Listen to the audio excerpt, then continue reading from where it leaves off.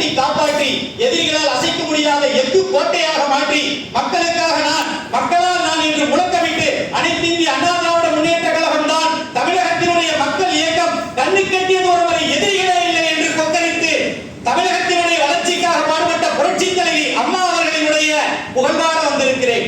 எனக்கு 3 நிமிடங்கள் போதுமா? நிச்சயம் போதாது. 3 யுகங்கள் வேண்டும். மேடையில் வீட்டிற்கு மேன்மக்கள் சற்றே மணியொலிக்காமல் எனக்கு வாய்ப்புகளை வேண்டுகிறேன்.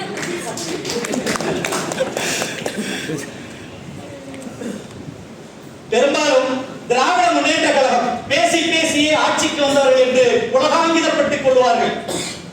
பொய்யையும் போட்டையும் இட்டு கட்டி பொய்யான ஒரு நாடகத்தை அரங்கேற்றி அடுக்குமொழியில் வசனம் பேசி ஒப்பனை வார்த்தைகளில் ஒய்யார பந்தலிடுவதுதான் திராவிட முன்னேற்ற கழகத்தினுடைய வழக்கம்.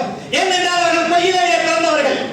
ஆனால் அனைத்து இந்திய அண்ணா திராவிட முன்னேற்ற கழகத்தினுடைய பொதுச் செயலாளராக இருந்த தமிழர்களுடைய தெய்வமாக இருந்த புரட்சி தலைவி அம்மா அவர்கள் என்ன செய்தார்கள் தெரியுமா? ஒருமுறை சட்டமன்றத்தில் அனைத்து எம்எல்ஏக்களும் கூட்டோடு சஸ்பெண்ட் செய்யப்பட்டார்கள். அப்போது உயிரான உள்ளே நுழைந்தார். ஆர்ப்பரித்து கொட்டுகின்ற பேரருவி சட்டை கீழே தங்குதறியற்ற காட்டாற்று வெள்ளமலை பொங்கி பிரவாகம் எடுப்பது போல ஒட்டுமொத்த திராவிட முன்னேற்ற கழகத்தையும் வெளியேற்றியவர் புரட்சி தலைவி அம்மா அவர்கள்.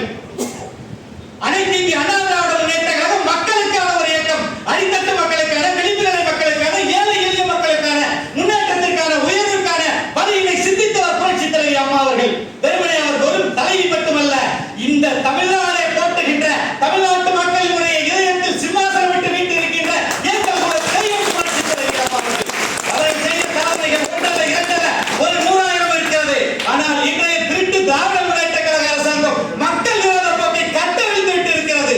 இந்த இலவசம் என்று கொக்கரித்துக் கொண்டிருக்கின்ற நான் வீட்டை உழைப்பேன் ரகசியம் என்னிடம் இருக்கிறது என்கிறார். என்ன ரகசியம் என்னிடம் இருக்கிறது? முதலில் பால்தாய்க்கான ரகசியத்தை சொல்லு, அப்புறம் வீட்டை உழைப்பதற்கான ரகசியத்தை சொல்லு.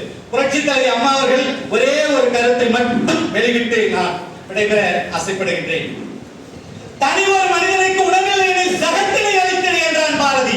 அந்த பாரதியின் வழிவந்த புரட்சி பெண், புரட்சி தாய் என்ற புரட்சி தலைவி அம்மா அவர்கள் அம்மா உலகம் என்னும் ஒரு அற்புதமான திட்டத்தினை கொண்டு வந்தார்கள்.